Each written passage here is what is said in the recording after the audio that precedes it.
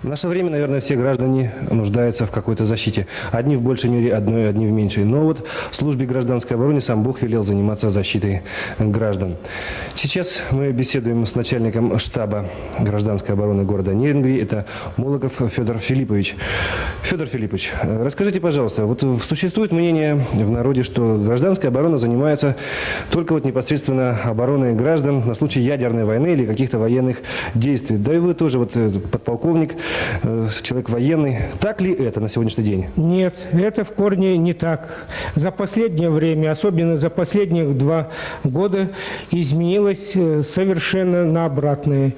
В основном сейчас только занимаемся вопросом мирного времени, защитой населения в мирное время, то есть ликвидация стихийных бедствий, крупных аварий, катастроф и других, что может быть, чрезвычайных ситуаций для данной местности и, в частности, для нашего города.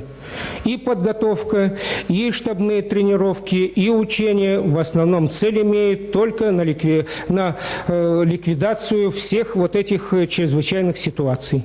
Федор Филиппович, вот буквально в 89 году, по-моему, в апреле, наш город, 21 апреля, наш город, вот уже юбилей скоро, такой, если можно это назвать юбилеем, было землетрясение. Ваша структура принимали участие как-то, чтобы успокоить людей, организовать как-то, если на случай разрушения чего-то, здания, спасения?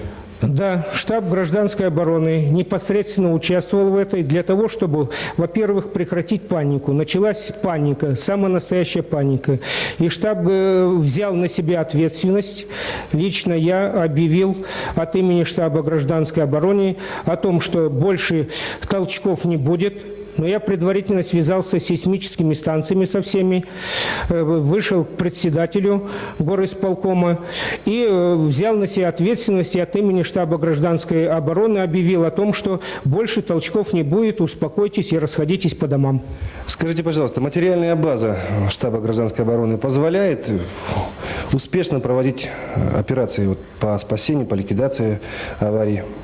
В настоящее время позволяет материальная база, но дело в том, что все эти формирования находятся на работах, выполняют определенную работу. Формирования созданы на предприятиях. И поэтому длительное время нужно для того, чтобы собрать их, оснастить и направить к тому месту, где они необходимы будут выполнять спасательные работы. А вот скажите, пожалуйста, в нашем городе, в нашем районе сколько существует бомбоубежищ? Есть всего в районе 4 убежища. В городе только одно. На узле связи, и то маленькое, рассчитано на 250 человек.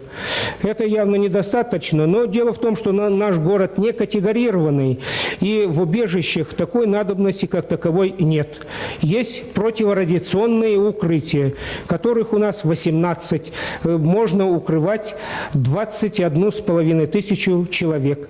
Кроме этого, есть еще приспособленные под ПРУ подвалы домов, которых много, где можно укрывать еще 26 тысяч человек. Ну вот сейчас мы с вами находимся в одном из ПРУ, если я так правильно понимаю, да? Да. Это в подвал женской консультации. А где, если вот нетрудно это назовите, где еще расположены примерно такие же ПРУ? Такие ПРУ имеются на больничном комплексе, 7 непосредственно в больничном комплексе. Дальше имеются в наших всех в новом городе последних школах, в детских садах, в основном в этих в новых строящихся зданиях, подвалах. То есть на случай каких-то, будем говорить, военных действий у нас определенное число граждан все-таки будет пользоваться этими ПРУ? Да, обязательно, и они приспособлены. Все, что необходимо для ПРУ, имеется. А необходимо иметь в ПРУ это водоснабжение, так как люди будут находиться, может быть, и длительное время. Дальше, значит, санузлы, освещение и вентиляция. Ну, а также запас индивидуальных средств защиты. А что входит в запас индивидуальных средств защиты? В индивидуальные средства защиты входят противогазы всех марок, начиная от изолирующего и взрослых противогазов ГП-5, а также детские противогазы, индивидуальные аптечки, индивидуальные противохимические пакеты и защитная одежда, или ОЗК, общевойсковой защитный комплект, или легкий комбинезон Л-1. Федор Филиппович, а противогазов всем в городе хватит? Да, у нас хватает на 100% для обеспечения, даже 102% индивидуальных средств защиты, имеется в виду противогазы. У нас 70 тысяч противогазов для взрослых, 38 тысяч для детей и для самых маленьких, которых противогаз не оденешь, в детских садиках, которые находятся, в яслях, вернее, имеются камеры защитные детские, 4 тысячи. То есть у нас на 100% обеспеченности хватает. Федор Филиппович, ну, как говорится, не дай бог, ну, а вот если случится такая вот беда, такое горе, куда люди должны в первый момент обращаться? В первую очередь должны обращаться в свой штаб на предприятиях, учреждениях, где люди работают. Но там те люди, которые не работают, должны непосредственно обращаться в ЖЭК, ЖЭУ или непосредственно в штаб гражданской обороны города, который находится в здании горсовета.